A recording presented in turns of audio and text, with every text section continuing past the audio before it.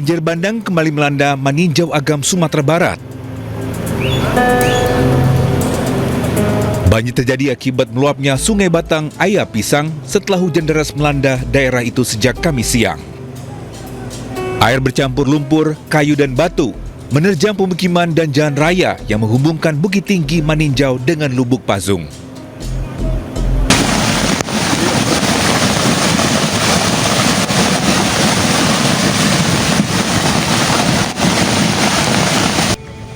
Banjir bandang diduga dipicu longsor di kawasan Kelok 28. Material longsor terbawa aliran air dari hulu sehingga memperparah luapan sungai Muaro Pisang. Untuk saat ini diharapkan kepada pengguna jalan Lubuk Pazung Bukit Tinggi untuk sementara akses ditutup karena terjadinya longsor di Jalan Muaro Pisang, Kecamatan Tanjung Raya, Kabupaten Agam. Jangan tanyakan debit air di Belangcu, kakak. Sementara itu di Aceh, banjir susulan kembali menerjang sejumlah desa di Kabupaten Pidi Jaya Aceh. Warga. Banjir melanda 7 kecamatan setelah hujan deras yang mengguyur Pidi Jaya sejak Rabu sore mengakibatkan beberapa sungai meluap. Puluhan desa terdampak hingga warga kembali dievakuasi ke tempat lebih aman. Beberapa desa yang terdampak cukup parah di antaranya Desa Alwe Sane, Alwe Ketapang, Alwe Me, Gahru, dan Babah Krung. Kondisi yang masih belum menentu membuat Aceh kembali memperpanjang masa tanggap darurat hingga 8 Januari 2026. Saya sebagai Gubernur Aceh dengan ini menetapkan perpanjangan kedua status tanggap darurat bencana hidrometeorologi Aceh tahun 2025 selama 14 hari ke depan terhitung sejak tanggal 26 Desember 2025 sampai dengan 8 Januari 2025. Perpanjangan masa tanggap darurat ini untuk mempercepat pendistribusian bantuan logistik hingga ke desa-desa terpencil dan terisolasi.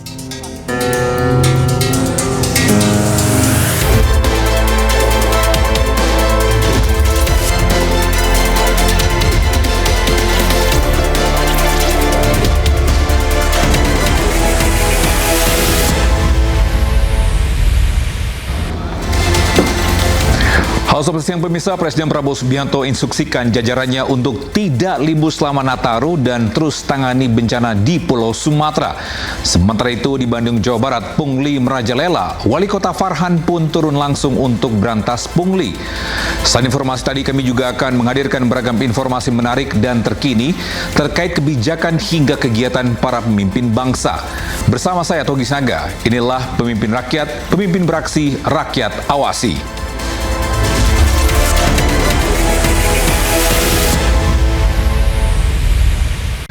Bisa 1 bulan sudah bencana menerjang Pulau Sumatera. Penanganan pasca bencana terus dilakukan.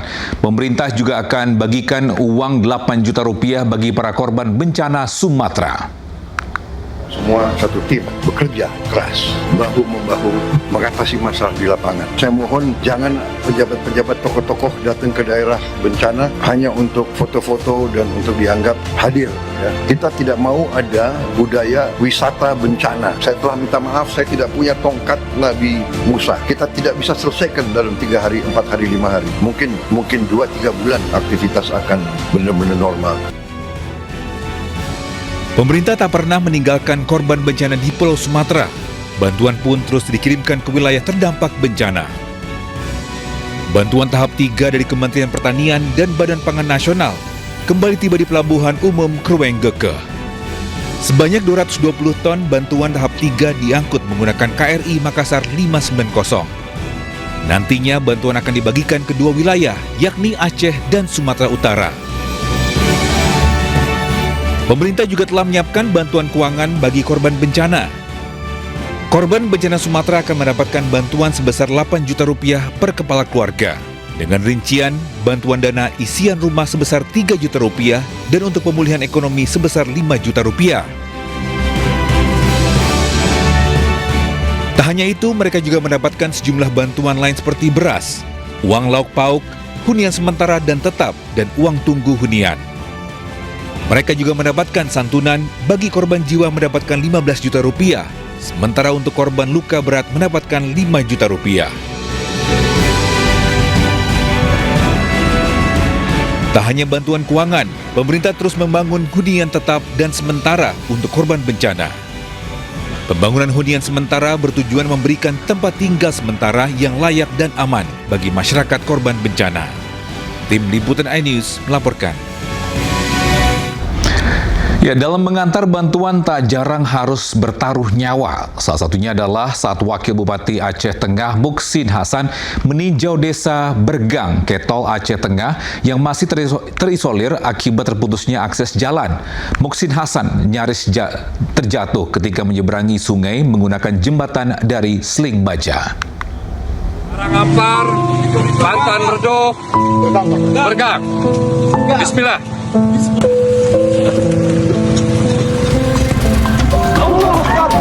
Ketegangan terjadi saat Wakil Bupati Aceh Tengah menyeberangi sungai menggunakan jembatan seling.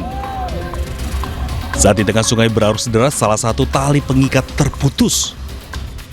Rombongan dan warga yang menyaksikan kejadian tersebut langsung panik. Wakil Bupati nyaris kehilangan keseimbangan dan hampir terjatuh ke sungai. Beruntung ia segera mendapat pegangan serta bantuan dari tim pendamping sehingga tidak sampai terjatuh ke sungai. Insiden ini menjadi bukti bahwa infrastruktur di lokasi bencana masih rusak parah sehingga bantuan hanya bisa disalurkan melalui udara atau motor. Terkait insiden ini, Wakil Bupati menegaskan bahwa kondisi akses yang membahayakan tersebut tidak boleh dibiarkan berlarut-larut. Warga pun berharap kejadian ini menjadi perhatian serius pemerintah agar pembangunan infrastruktur dipercepat demi keselamatan dan kelancaran aktivitas masyarakat. Tim Liputan iNews melaporkan. Ya, sementara itu Presiden Prabowo Subianto dengan tegas instruksikan jajarannya tidak libur selama libur Natal dan Tahun Baru untuk menangani bencana di Pulau Sumatera. Saat ini sejumlah daerah masih masuk status pemulihan, meski 11 kabupaten di Aceh status daruratnya diperpanjang. Kami hadir untuk memastikan percepatan langkah tanggap darurat dan langkah pemulihan, dan tetap dijalankan, tetap dilaksanakan menjelang pergantian tahun ini. Tidak ada libur, semuanya terus bekerja demi masyarakat, menolong masyarakat yang terdampak bencana. Alhamdulillah berkat gotong royong kita semua, dari 12 kabupaten kota di 52 kabupaten kota di 3 provinsi, statusnya sudah masuk ke transisi ke fase pemulihan. Pemirsa, Polri kerahkan 1.500 personel untuk membantu penanganan pasca bencana Sumatera. Personel disebarkan ke wilayah terdampak bencana di Sumatera. Total yang dipersiapkan untuk pasca bencana alam di wilayah Sumatera, personil 1.500 dengan perincian 2 batalion sesuai dengan permintaan dari Badan Penanggulangan Bencana sebanyak 600 orang. Ini nanti akan ditempatkan di Aceh Tamiang dan Aceh Utara. Kemudian 900 personil Brimob Nusantara yang hari ini melaksanakan apel serentak, baik ada di Mabes Polri maupun yang ada di wilayah-wilayah. Saya sampaikan bahwa untuk tambahan Brimob dari Aceh sendiri, Aceh kekuatan Brimobnya ada 1.400, ya 300 orang untuk kita persiapkan juga untuk penebalan di beberapa titik. Kemudian dari Sumatera Selatan, hari ini kita berangkatkan juga 100 orang, kemudian dari Banten 100 orang, dari DIY 100 orang, dari Nusa Tenggara Barat 100 orang, dari Kalimantan Timur 100 orang, dan dari Sulawesi Selatan ada 100 orang. Jadi semua total 1.500 orang yang akan kita berangkatkan sampai dengan akhir tahun ini. Kemudian untuk pengerahan jumlah personil Polri yang terlibat saat ini ada 8.613 personil. Ini masih terus akan dievaluasi oleh Pak Tamaop. Juga kita antisipasi untuk Januari 2026, Februari 2026 sudah dihitung semuanya. Nanti kebutuhan berapa akan kita tambah. Untuk Dari Satwil, khususnya dari 3 Polda, Polda Aceh, Polda Sumut, dan Polda Sumatera Barat, 7.614 personil yang sudah bekerja di lapangan, kemudian tambahan yang saat ini sudah bekerja juga 999 personil BKO. Ya, sementara itu TNI Angkatan Darat kembali mengirimkan bantuan logistik dan material penanggulangan bencana ke wilayah Aceh dan Sumatera. Bantuan diangkut menggunakan kapal ADRI 52.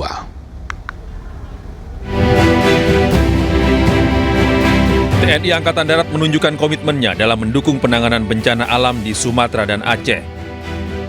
Kamis pagi, kapal ADRI 52 kembali diberangkatkan dari Pelabuhan Tanjung Priok, Jakarta, dengan rute pelayaran Jakarta, Belawan, Lok Sumawe, Malahayati, dan kemudian kembali ke Jakarta. Dipimpin Komandan Kapal Letkol CBA Timur Afriansyah, kapal ini membawa puluhan personil serta berbagai kebutuhan logistik dan material bantuan bencana, termasuk perlengkapan tidur, pakaian layak, alat kesehatan, hingga alat berat, serta material pendukung pembangunan infrastruktur. Distribusi bantuan akan difokuskan ke wilayah terdampak di Sumatera Utara dan Aceh untuk membantu pemenuhan kebutuhan dasar masyarakat serta mempercepat pemulihan pasca bencana. Tim Liputan iNews melaporkan.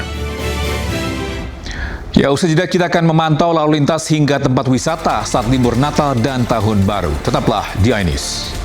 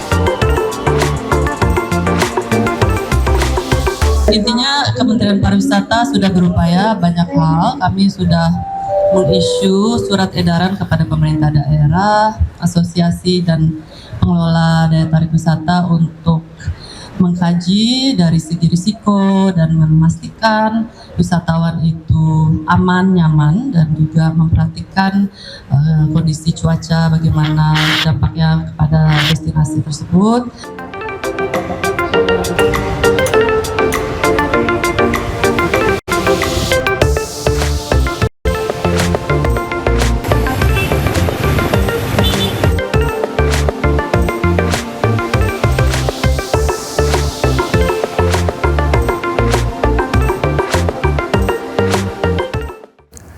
Bisa Menteri Lingkungan Hidup mewajibkan seluruh rest area di jalur tol sepanjang Pulau Jawa punya fasilitas pengelolaan sampah.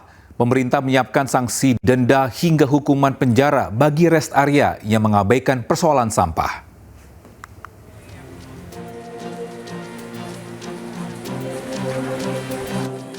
Menteri Lingkungan Hidup Hanif Faisal Nurrafiq meninjau sejumlah rest area di jalur tol guna memastikan tersedianya unit pengelolaan sampah mandiri. Salah satunya ke rest area kilometer 88 Tol Cipularang, Purwakarta, Jawa Barat. Di sini terdapat lokasi pengolahan sampah di mana sampah dipilah untuk kemudian diolah maupun didaur ulang sesuai dengan jenisnya. Seluruh rest area di jalur tol sepanjang Pulau Jawa wajib mempunyai fasilitas pengolahan sampah. Pemerintah bahkan menyiapkan sanksi denda hingga hukuman penjara bagi rest area yang mengabaikan persoalan sampah. Dan seluruh rest area wajib menyediakan fasilitas minimal seperti ini, fasilitas pilah pilih dan proses sampah selama 6 bulan. Bila mana tidak dilengkapi, maka kita akan melakukan pemberatan sanksi dengan pasal 114 dengan ancaman 1 tahun penjara. Jadi ini penting karena negara kita sedang darurat sampah. Seluruh pengelola rest area di jalan tol diberikan tenggang waktu hingga 6 bulan untuk bisa menyediakan unit pengelolaan sampah mandiri. Dari Purwakarta, Jawa Barat, Irwan, iNews melaporkan. Pemirsa, geram dengan maraknya pungutan dan parkir liar, Wali Kota Bandung Muhammad Farhan turun ke jalan tertibkan langsung praktik tersebut. Penertiban dilakukan untuk menciptakan rasa aman bagi wisatawan.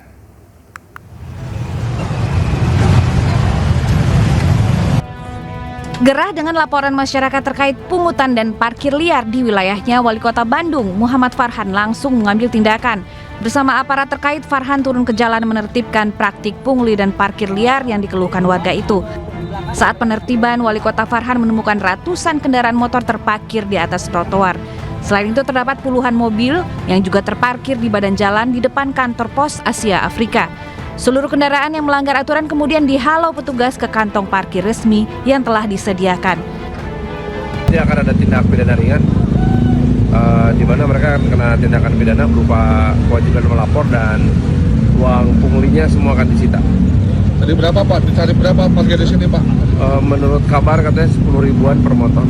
Jadi itu sudah, itu mau pungli aja 100%. Kita sikat semua. Ya, karut-marut permasalahan sampah di berbagai daerah perlu penanganan serius. Menteri Lingkungan Hidup bahkan telah menjatuhkan sanksi kepada pemerintah daerah yang dinilai tidak becus mengurus sampah.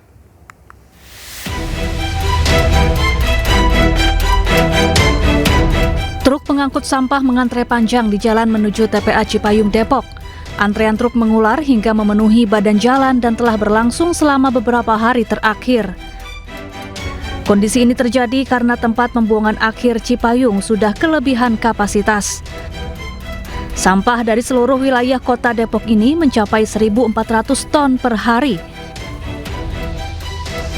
Sementara itu, Menteri Lingkungan Hidup Hanif Faisal Nurofik berkunjung ke Tangerang Selatan, Banten untuk membahas persoalan sampah. Menteri LH memberi sanksi administrasi kepada Pemkot Tangsel sejak Mei hingga Juni 2026 karena tak becus mengurus sampah. Jika tak bisa atasi masalah sampah hingga Juni tahun depan, sanksi pidana bisa dijatuhkan. Bagaimanapun juga, berdasarkan Undang-Undang 18 2008, maka sampah menjadi tanggung jawab Pak Wali Kota. Ini ada pasal 40 yang di dalamnya ada ancaman pidana minimal 4 tahun. Jadi kami... Ya, seorang nenek di Surabaya, Jawa Timur diusir sekelompok orang dari rumahnya. Apa alasannya? Usai jeda, tetaplah di iNews.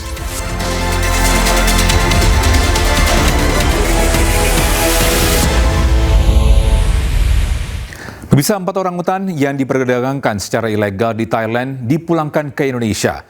Keempat orangutan itu kini dalam masa karantina sebelum dikembalikan ke habitat asal.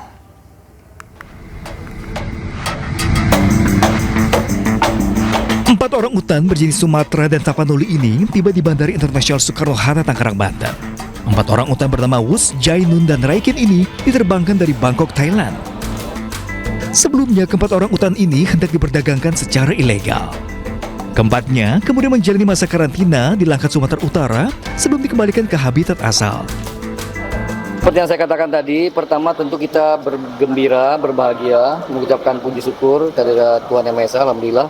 Hari ini dengan kerja keras semua pihak, berbagai macam kementerian dan lembaga, Kementerian Kehutanan, Kementerian Perhubungan, Kementerian Luar Negeri, karantina, bahkan ini internasional, ada teman kita dari Thailand yang juga bekerja sama sangat erat. Alhamdulillah akhirnya kita dapat mengembalikan 4 individu orangutan, melakukan repatriasi 4 individu orangutan dari Bangkok ke Jakarta. Dan besok pagi diterbangkan ke Medan untuk mengikuti proses rehabilitasi. Adapun pengembalian 4 orang utan ini merupakan niat baik pemerintah Thailand dari pengungkapan kasus perdagangan satwa liar ilegal pada Januari dan Mei 2025. Dari Tangerang, Banten, Hasnugara, iNews melaporkan. Pemirsa, Wakil Presiden Gibran Rakabuming Raka meninjau kondisi arus penumpang libur Natal di Stasiun Tawang, Semarang, Jawa Tengah. Gibran juga menyapa para penumpang, petugas KAI, dan pengemudi ojek online.